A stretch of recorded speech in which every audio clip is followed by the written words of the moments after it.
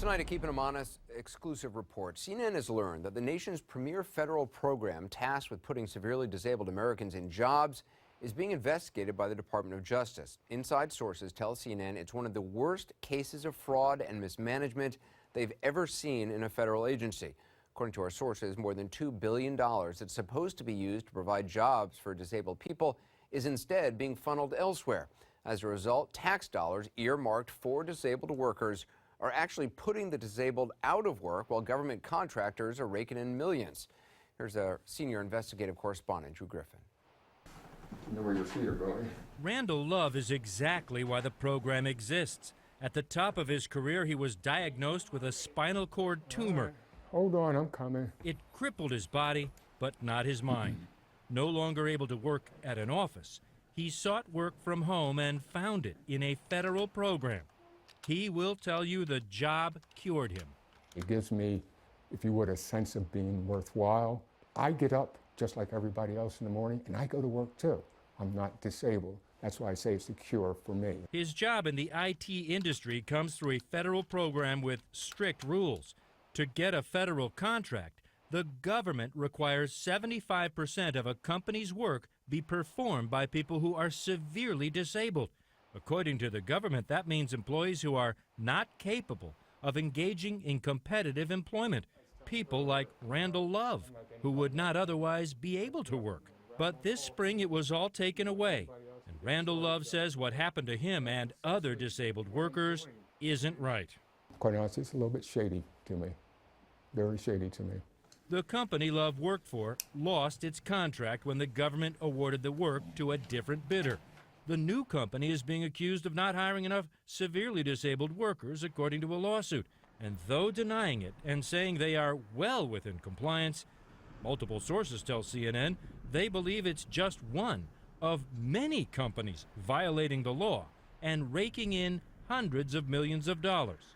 These are contracts that are supposed to go to employers who employ people with a disability. Yeah, well, doing the right thing, at least in my mind, doesn't mean that you put 16 disabled people out of work. Doing the right thing also means, in my mind, that you don't replace them with people who don't have disabilities. The problem is centered in a little-known federal program called Ability One.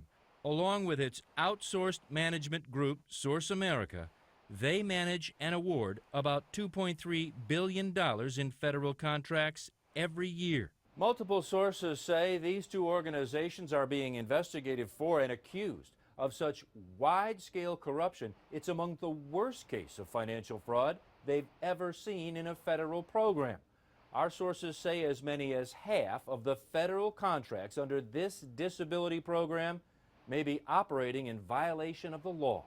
The majority of the individuals that were being hired were not severely disabled. Even though you're supposed to have 75% or more of your work staff being disabled, severely disabled. In my experience, in the Ability One contracts that I worked on, maybe 10 to 20% were truly severely disabled.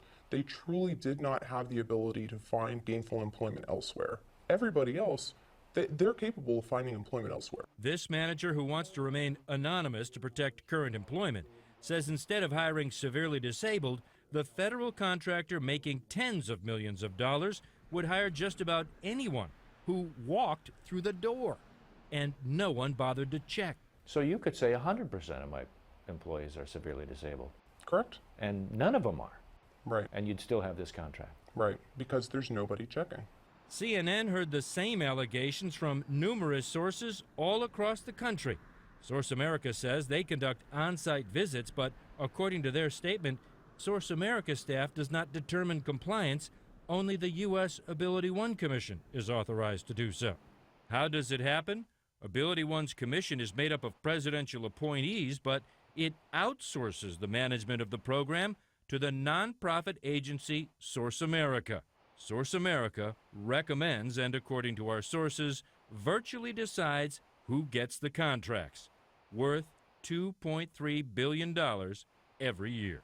Former congressional investigator Rich Butel says it's a recipe for corruption.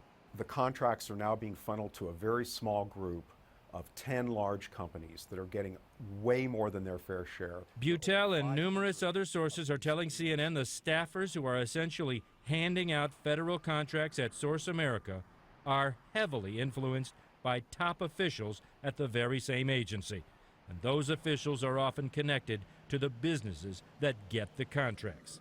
You have actual advisors and board members in these private organizations who are themselves business owners, and so they can award themselves potentially contracts worth hundreds of millions of dollars. A perfect setup for waste and abuse. No one from Source America would go on camera, but in a statement, the group flatly denies the allegations. No one involved in making award recommendations, the statement reads, is employed by an organization seeking those contracts. And Source America denies board members are even involved in the evaluation of contract bids. That's all left up to the AbilityOne Presidential Commission, whose executive director also declined an on-camera interview with CNN and even refused to respond to any specific questions, citing pending lawsuits. CNN has learned those lawsuits may be just the beginning.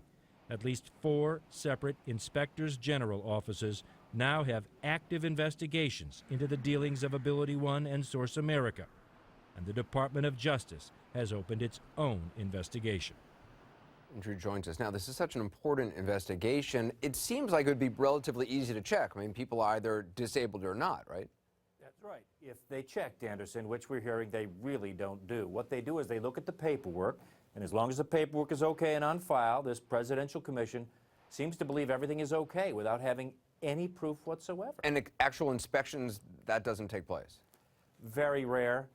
We're finding even when they do happen, even when violations are pointed out, those are overlooked.